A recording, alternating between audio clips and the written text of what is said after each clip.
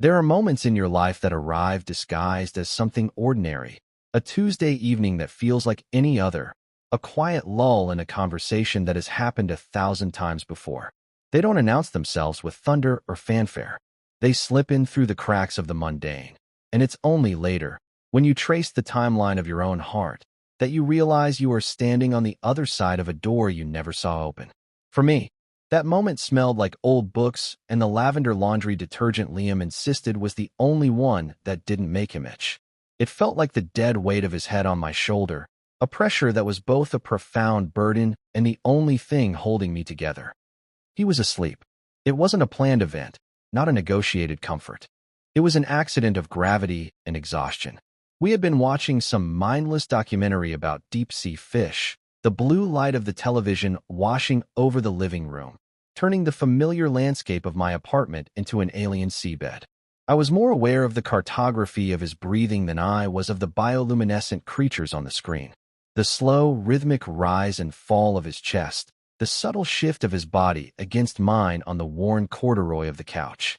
He had started upright, a respectable and friendly distance between us, but as the narrator's voice droned on, he had listed, a slow, inevitable lean, like a ship taking on water until its mast finally dipped below the surface.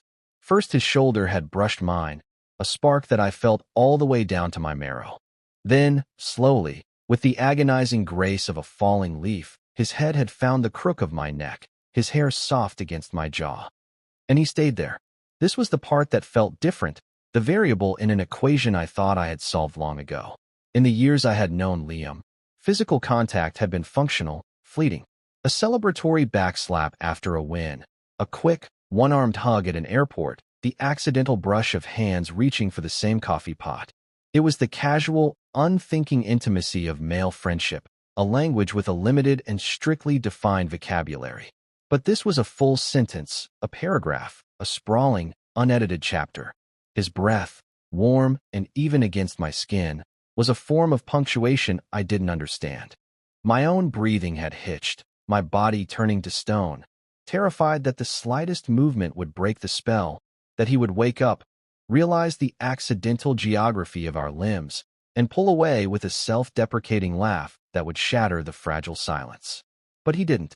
He sighed, a soft, guttural sound of pure contentment, and nestled deeper, his hand falling limp onto my thigh. It rested there, palm up, an open and vulnerable offering. And in that quiet, blue-lit room, with the strange fish dancing on the screen, I knew, with a certainty that was both terrifying and exhilarating, that the ground beneath my feet had irrevocably shifted. I was no longer just his friend. I was his harbor. To understand the seismic nature of that moment, you have to understand the foundation it was built upon. Liam and I were a study in contrasts, a friendship that made sense to no one but us. We'd met in our first year of university, assigned as roommates by an algorithm that must have had a sense of humor. He was the sun, and I was the planet that had been caught in its orbit, content to live in its light without ever hoping to share its fire. Liam was a swimmer, his body a testament to thousands of hours spent carving through water, all broad shoulders and lean muscle, with a laugh that could fill a stadium and a smile that seemed to disarm the entire world. He moved through life with an effortless grace, collecting friends and accolades like they were seashells on a beach, beautiful and abundant. I was a photographer. I lived behind a lens, my world framed in rectangles, my primary mode of interaction one of silent observation. Where Liam commanded a room, I preferred its shadowed corners. Where he spoke, I listened. I was quiet, patient, a collector of small, overlooked moments. The way dust motes danced in a sunbeam, the intricate pattern of frost on a window pane, the fleeting expression on a stranger's face. My art was my language, a way of showing the world how I saw it without having to find the words. It was a safe distance, a buffer between me and the overwhelming noise of everything else. And Liam, with all his brilliant noise, had somehow seen past the buffer. He never treated my silence as a void to be filled, but as a space to be shared. He would come back from practice, smelling of chlorine and victory, and just sit in our room, talking about his day while I edited photos, the click of my mouse a steady counterpoint to the rhythm of his voice. He respected the quiet, and for that, I would have followed him anywhere. My feelings for him were a photograph I kept hidden away, a negative that was never developed. It was a secret I had guarded so fiercely and for so long that it had become a part of my internal architecture, a load-bearing wall in the house of myself. It wasn't a painful ache, not most of the time. It was a low, constant hum, a background frequency that I had learned to live with. It was the simple, undeniable fact that Liam was the most beautiful thing I had ever tried to capture, and the one subject I knew I could never truly possess. Loving him from a distance felt safe. It was a one-sided conversation that required no courage, a love that could never be rejected because it was never offered. I watched him fall in and out of love with a succession of bright, lovely women who were as dazzling as he was. I was the steadfast friend, the one who listened to his anxieties about first dates and his heartbreak over breakups. I was the keeper of his stories, the archivist of his romantic history, all while my own feelings were carefully cataloged and filed away in a locked drawer. Our friendship was a meticulously constructed thing, a piece of delicate emotional engineering. The boundaries were unspoken but universally understood. We were brothers, confidants, the one constant in each other's chaotic post-college lives. We lived in the same city, our apartments a short train ride apart.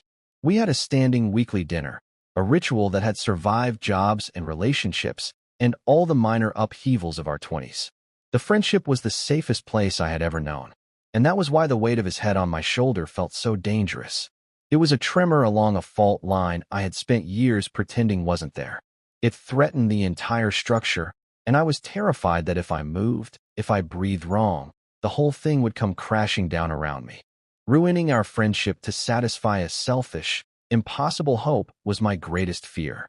It was a line I had sworn to myself I would never, ever cross. I was the observer, the one behind the camera. I was not allowed to step into the frame. The shift began with Sarah. She was the latest in his line of luminous girlfriends, an architect with sharp wit and a laugh that was almost as loud as his. I thought they were perfect for each other. They both radiated a kind of golden confidence, the easy assurance of people who are used to the world saying yes. From my vantage point, their relationship looked like a perfectly composed photograph, balanced, vibrant, full of life. Liam was happy, truly happy, in a way I hadn't seen before. He talked about her constantly, about their plans, about the future, a word that he had always treated with a casual shrug but now spoke with a quiet reverence. I was happy for him, of course. That was my role, the supportive friend. But there was a small, selfish part of me that felt the distance between us growing. The weekly dinners sometimes postponed, the easy intimacy of our conversations now filtered through the prism of his new life with her. I was becoming a secondary character in his story, and I was trying to make my peace with that. Then, one rainy Tuesday in October, the perfectly composed photograph was torn in half. He called me from a bar near his office, his voice thick and unfamiliar. The usual buoyant energy was gone, replaced by a hollowed-out sound that scraped against my ear. He just said my name, Julian, and then there was a long, ragged silence. I didn't need him to say anything else. I told him not to move, that I was coming. I found him hunched over a half-empty glass of whiskey, his shoulders slumped in a way I had never seen before. He looked smaller, diminished, the vibrant light around him extinguished. He told me it was over. Sarah had ended it. She had said things, brutal, honest things, about him being emotionally unavailable, about him keeping a part of himself locked away, a room she was never allowed to enter. She felt like she was in a relationship with a beautiful, impenetrable statue. He didn't cry. It was something worse than that. He seemed to have collapsed inward, a building imploding into its own foundation. He was disoriented, lost. The man who always had a map, who always knew the way forward, was completely adrift. I got him home to his apartment, a place that was suddenly haunted by her absence. Her books were still on the nightstand. Her favorite mug was in the dish drainer. It was a museum of a dead relationship. He walked through the rooms like a ghost, touching things, his expression vacant. He couldn't stay there. I knew it, and he knew it. Without discussing it, we packed him a small overnight bag, and he came back to my place. My quiet, solitary apartment, which had always been my sanctuary, was about to become his. That first night, he took the couch. He refused the offer of my bed. insisting he didn't want to put me out. He curled up under a throw blanket, facing the cushions, making himself as small as possible. I stayed up late, sitting in the armchair across the room, pretending to read a book, but really just listening to the sound of his unsteady breathing. It was the first time the established boundary of our friendship felt porous. He was in my space, in his most vulnerable state, and my role as the distant observer was dissolving. I was no longer just watching his life unfold. I was inside it, a direct participant in his pain. I felt a fierce, protective surge, an instinct to guard him from the hurt that was consuming him. It was a feeling so potent it almost choked me, blurring the lines between platonic care and the deeper, more complicated love I had kept hidden for so long. The wall I had built inside myself was beginning to show cracks. And so, the ritual began. It started with that first night, which bled into a second, and then a third. He kept his things at his apartment, but he slept at mine. It was an unspoken arrangement. He would show up after work, his face etched with a weariness that went bone deep, and I would have dinner ready. We would eat in comfortable silence or talk about meaningless things, work, the weather, a new movie. We were carefully, deliberately avoiding the subject of Sarah, of his heartbreak. It was a wound too raw to touch. I think he just needed to be in a place that held no memories of her, a neutral territory where he could simply exist without the constant, painful reminders. My apartment became that territory, a quiet, safe harbor in the storm of his grief. The couch was his designated space, but the geography of the evenings began to change, slowly, almost imperceptibly at first. We started watching movies, a way to fill the long, silent hours between dinner and sleep. At first, he would stay on his end of the sofa, me on mine, a respectable cushion of space between us. But Liam had never been good at stillness. He was a creature of kinetic energy, and even in his grief, that remained. He would shift, resettle, drape a leg over the armrest, then tuck his feet under him. And with each shift, the space between us would shrink. It was a slow, tidal creep. An inch here, an inch there. I was acutely aware of every movement, my body a finely tuned instrument registering the slightest change in proximity. I would sit, perfectly still, my own muscles tight with a mixture of hope and terror, trying to seem casual, unaffected. Then came the first deliberate breach. We were watching some forgettable action movie, the room filled with the sound of explosions and screeching tires. He had been quiet for a long time, and I glanced over to see his eyes were closed. I thought he was asleep. But then he spoke, his voice soft, almost a whisper. "My head is killing me." Without waiting for a response, he laid his head down on my lap. It was a simple, declarative act. There was no hesitation, no ambiguity. One moment he was sitting up, the next his head was resting on my thighs, his face turned away from me, toward the back of the couch. The world stopped. My breath caught in my chest. The explosions on the screen faded into a dull, distant roar. All I could feel was the surprising weight of his head, the warmth of it seeping through the denim of my jeans. His hair, still damp from a shower, smelled of my shampoo. The scent was dizzyingly, painfully intimate. I didn't move. I couldn't. My hands were frozen in my lap, resting on either side of his head. I wanted, more than anything, to run my fingers through his hair, to offer some small, physical comfort. But that felt like a line too far, a confession I wasn't ready to make. So I just sat there, rigid, my entire being focused on the point of contact. He wasn't asleep. His breathing was too even, too controlled. He was just resting, using me as an anchor. After what felt like an eternity, but was probably only 10 minutes, he sat up, stretching his arms over his head. "Thanks," he said, his voice casual, as if he had just asked me to pass the salt. "That's better." He didn't look at me. He kept his eyes on the screen, as if nothing had happened. But something had happened. A rule had been broken. He had initiated a level of physical intimacy that had never been part of our vocabulary, and he had done it with a startling lack of self-consciousness. It was a test, I realized. He was testing the boundaries, seeing how far they would bend before they broke. And by not reacting, by not pulling away, I had let him. I had silently agreed to this new, unspoken language. From that night on, the ritual escalated. The couch became our shared space. Physical contact became the norm, not the exception. It was always couched in plausible deniability. He was tired. He was cold. The couch was too small. He would fall asleep with his head on my shoulder, his arm thrown casually across my chest.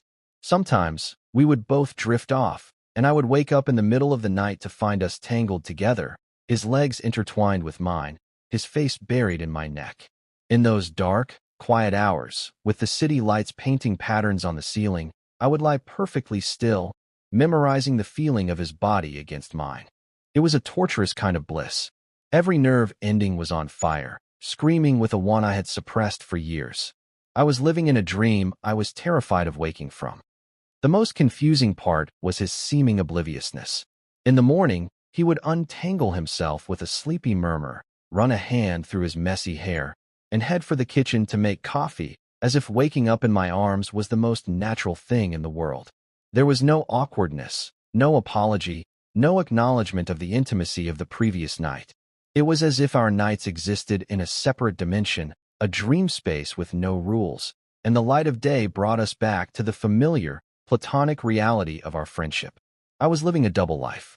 By day, I was Julian, his steadfast, supportive friend. By night, I was Julian, the man who held him while he slept, my heart hammering against my ribs with the weight of all the things I couldn't say.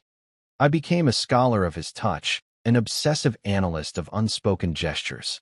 I could differentiate between the touch born of exhaustion and the touch born of a deeper, unarticulated need. Sometimes, when he was particularly low, he would seek contact with a quiet desperation. He would find my hand and just hold it, his thumb tracing absent-minded circles on my palm while we watched TV.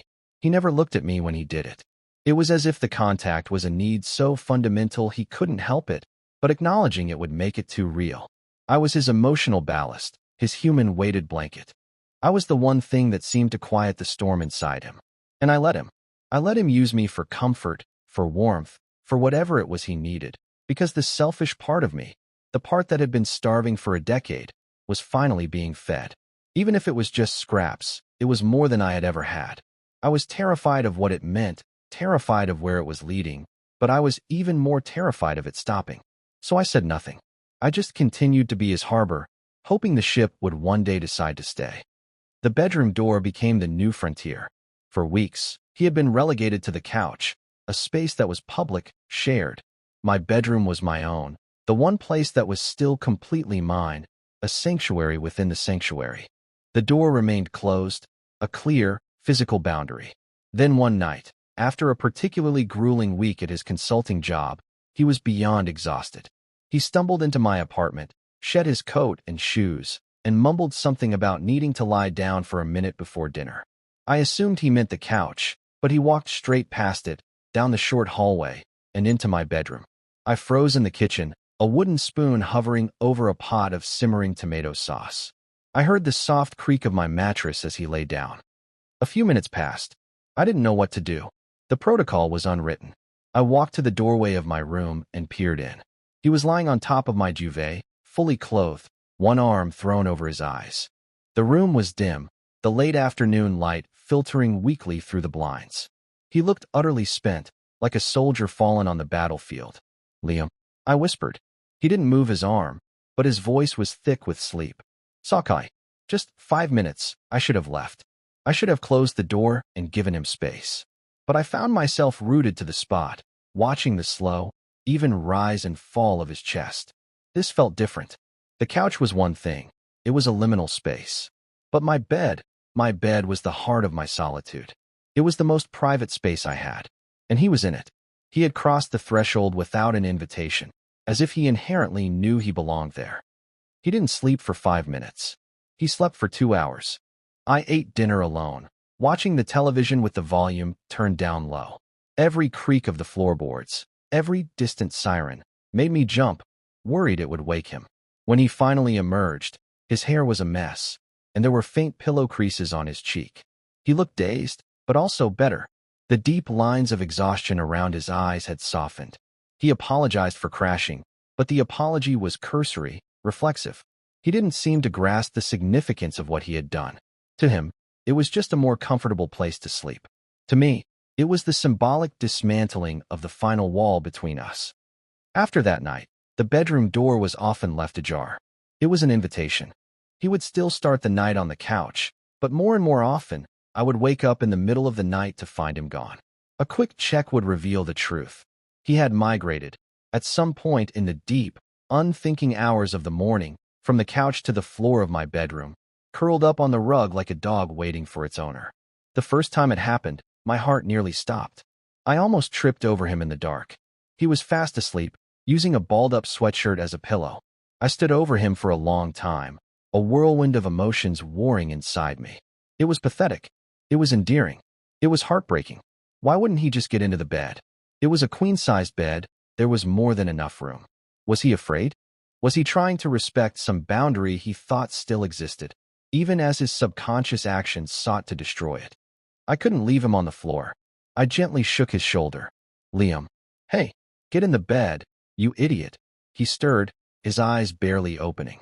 He mumbled something incoherent and allowed me to guide him up. He stumbled the few feet to the bed and collapsed onto the empty side, pulling the duvet over himself without a word. He was asleep again before his head fully hit the pillow. I stood there for another minute before carefully, quietly, getting back into my own side of Thebes. I lay on my back, staring at the ceiling, hyper-aware of his presence beside me. He was a furnace, radiating a heat that I felt even through the inches of space between us. I didn't sleep for the rest of the night. I was too afraid, too hopeful. This was it. This was the point of no return. We were sharing a bed. The thought was so enormous, so laden with years of unspoken want, that it felt like it might crush me. But when the sun came up, he woke, stretched, and acted as if it was the most normal thing in the world. This became the new phase of the ritual. The migration. The silent, middle-of-the-night pilgrimage from the couch to my bed. He never spoke of it. And because he didn't, I couldn't. We were co-conspirators in a crime of intimacy we refused to name. I lived for the nights and dreaded the days.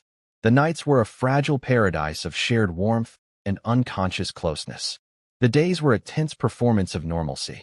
At work, I would try to focus on my photography assignments, editing photos of smiling families or sterile corporate headshots, but my mind was always somewhere else. It was in my apartment, replaying the subtle shifts and sounds of the night before. Had he moved closer to me? Had his hand brushed mine under the covers? Did the sigh he let out when he settled mean something? I was losing my mind, caught in a loop of obsessive analysis. I was a detective searching for clues in a case where the primary suspect wouldn't even admit a crime had been committed.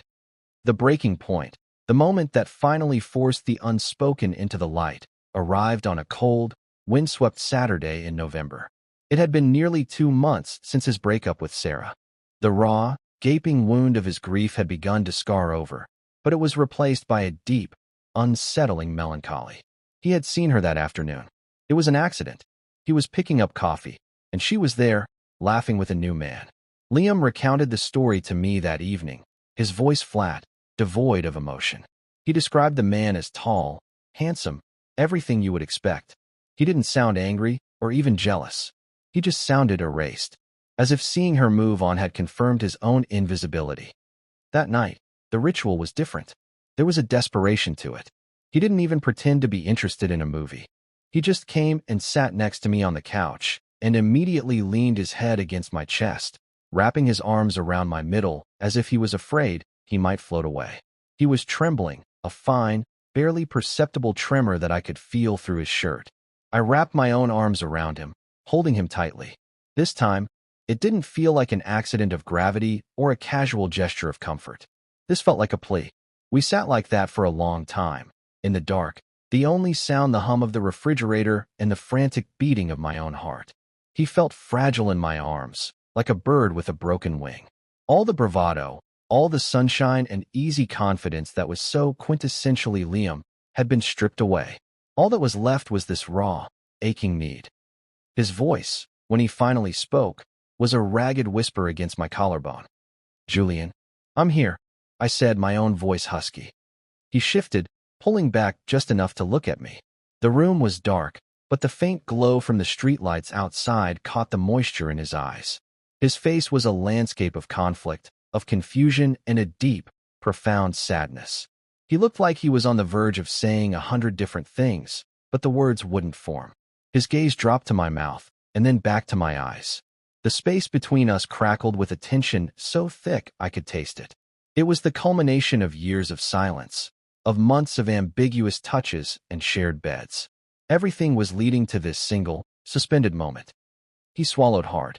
"Would it be okay," he began, his voice barely audible, "if I kissed you?"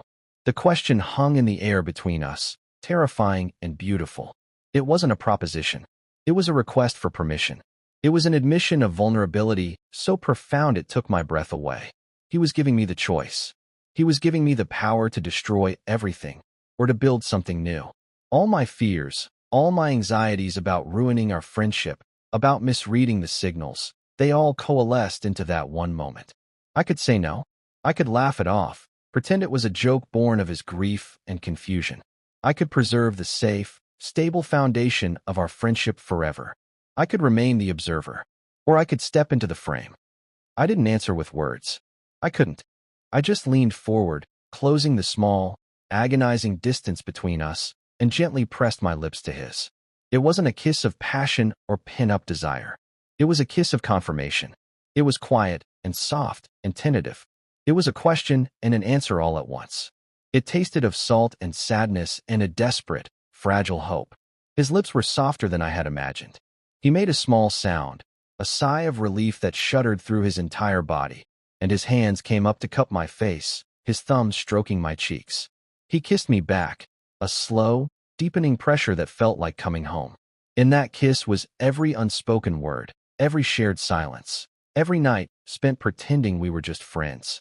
It was a confession, and when we finally pulled apart, resting our foreheads against each other, the silence that fell wasn't empty. It was full. It was the sound of a door finally, truly, opening. The aftermath was not the explosion of clarity I had hoped for. It was a slow, creeping fog. The morning after the kiss was brutally, painfully normal. Liam woke up first, slipping out of my bed with a practiced quietness. I pretended to be asleep, listening to his movements, my body tense under the sheets. I heard the shower run, the coffee maker gurgle to life. It was the same morning routine we had followed for weeks, but the context had been rewritten. Every mundane sound was amplified, loaded with the weight of the night before. When I finally emerged from the bedroom, he was standing at the kitchen counter, dressed for the day, staring into a mug of coffee as if it held the secrets of the universe. "Hey," he said, without looking at me. His voice was flat, a carefully constructed wall of neutrality. "Morning," I replied, my own voice a stranger in my throat. The air was thick with things unsaid. I wanted to walk over to him, to wrap my arms around him, to kiss him again and prove that the night hadn't been a dream. But something in his posture held me back. His shoulders were tense, his back ramrod straight. He was a fortress, and the drawbridge was up. He drank his coffee in 3 quick gulps, rinsed the mug, and placed it in the dishwasher. "I've got to run," he said, still not meeting my eyes. Have an early thing, it was a lie. It was Sunday. He never had an early thing on a Sunday. Before I could form a response, he had grabbed his keys and was out the door, the click of the lock echoing in the cavernous silence of my apartment. He was gone. And just like that, the beautiful, fragile world we had built the night before crumbled into dust. The fog of confusion rolled in, thick and disorienting. Had I imagined it? Had the kiss been a mistake, a moment of grief-fueled madness that he now profoundly regretted? My mind, my greatest enemy, started replaying every second of the last 2 months, reframing every touch, every shared silence, through this new, horrifying lens.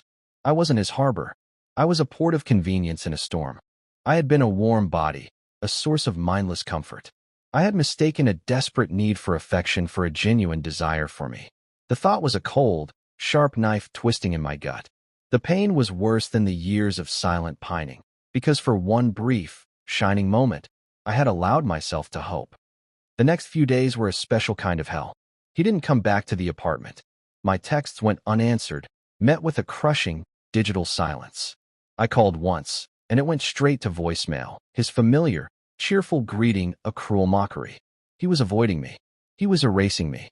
The ritual was broken, the harbor abandoned. My apartment, which had been a sanctuary for both of us, now felt like a tomb. Every corner held a memory of him. The indentation his head had left on the couch cushion, the smell of his shampoo lingering in the bathroom, the empty space beside me in bed. I was haunted by the ghost of a future that had lasted less than 12 hours. I cycled through a torrent of emotions. First came the hurt, a deep, primal ache of rejection. Then came the anger at him for his cowardice, for being unable to face what he had started. And finally, inevitably, came the anger at myself. I had been a fool. I had broken my one rule.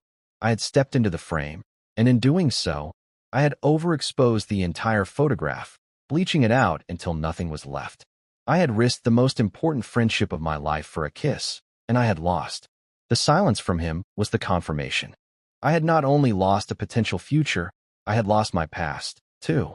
I had lost my best friend. After a week of this agonizing limbo, something inside me snapped. I couldn't live like this. I couldn't live in the wreckage, wondering what had happened. I deserved more than a ghosting. Our friendship, our history, deserved more than that. The quiet observer had to find his voice. I drove to his apartment, my heart a frantic drum against my ribs.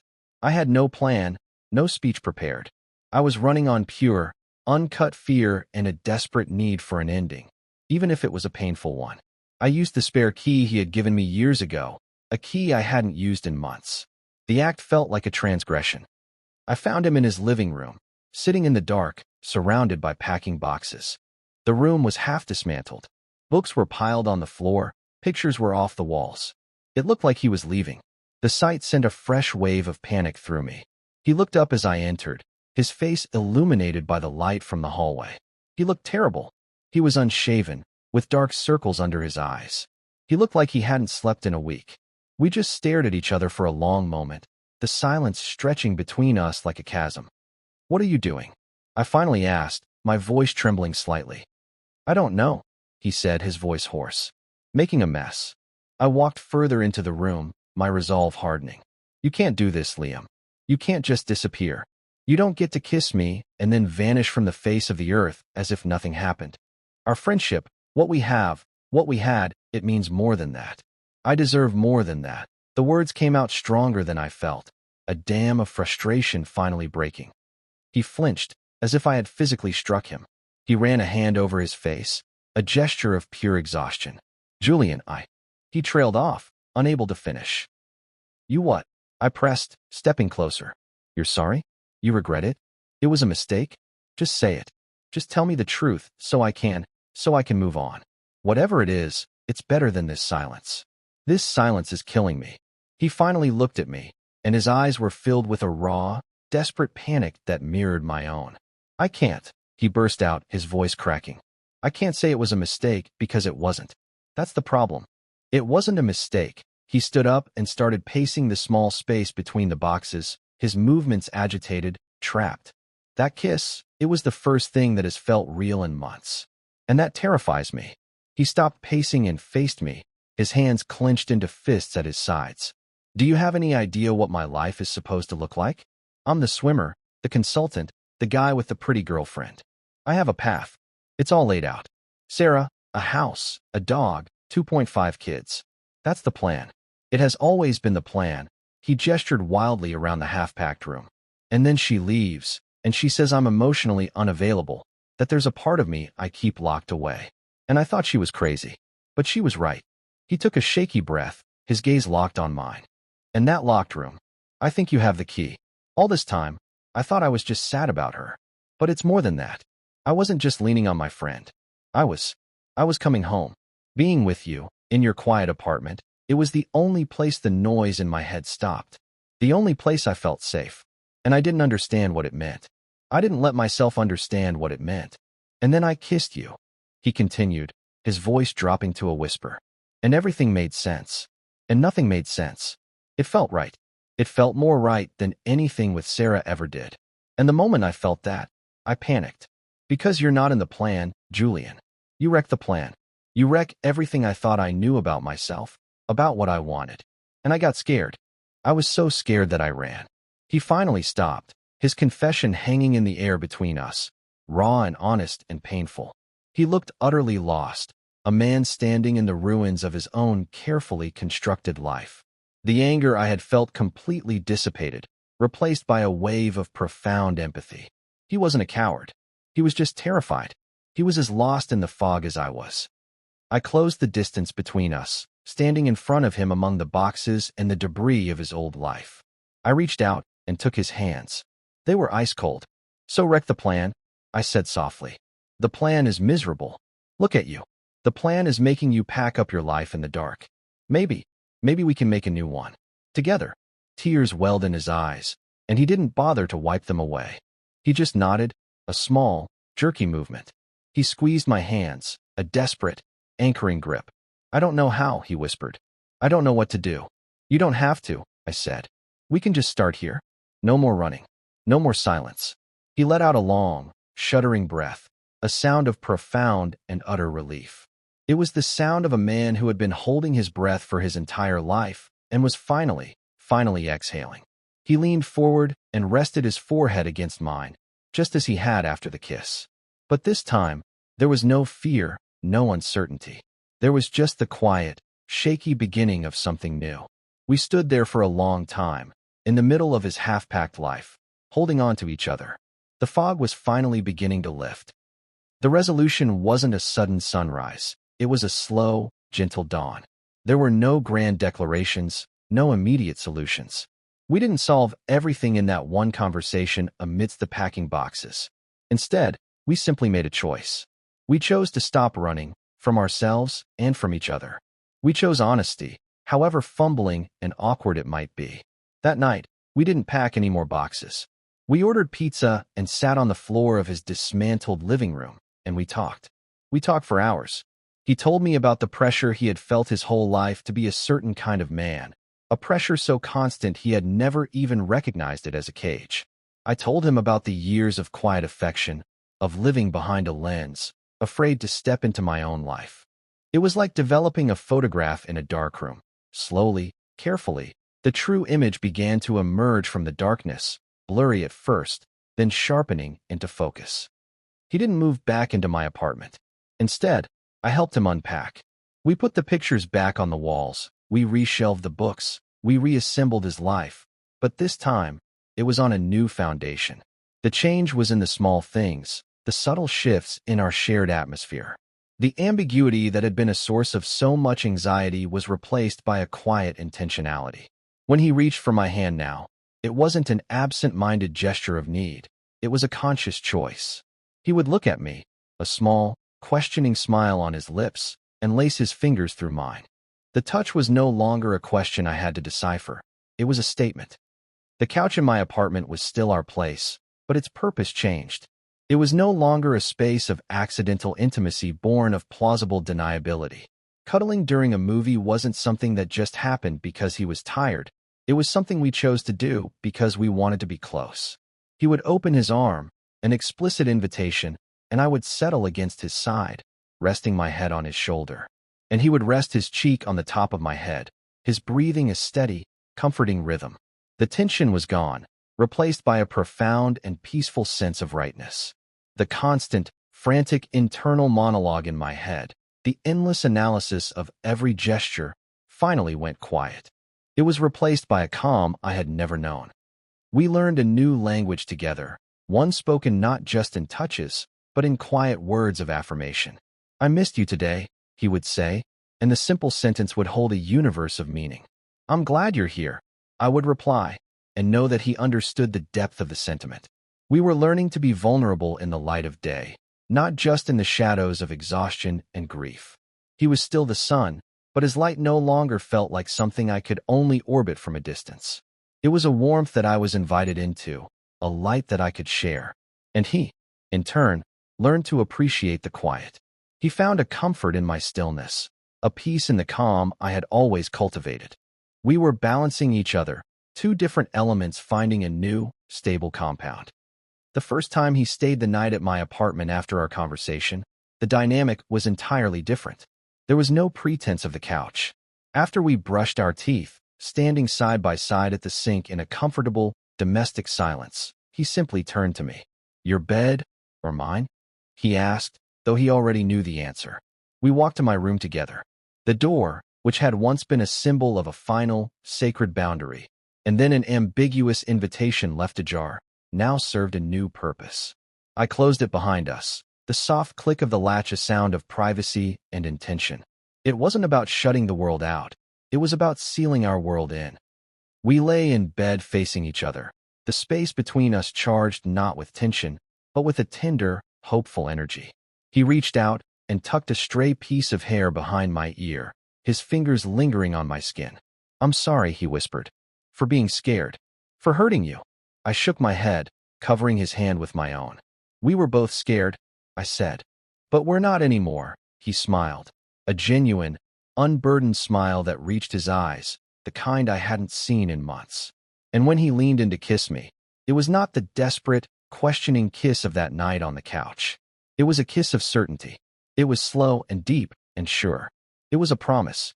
We began to heal in the beautiful, honest silence we had learned to create together. The quiet that had once been filled with my unspoken yearning and his unexamined confusion was now a space of profound understanding.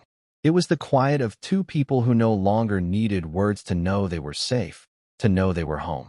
We had navigated the treacherous currents of ambiguity and fear, and had found our way not just to a harbor, but to a shared shore.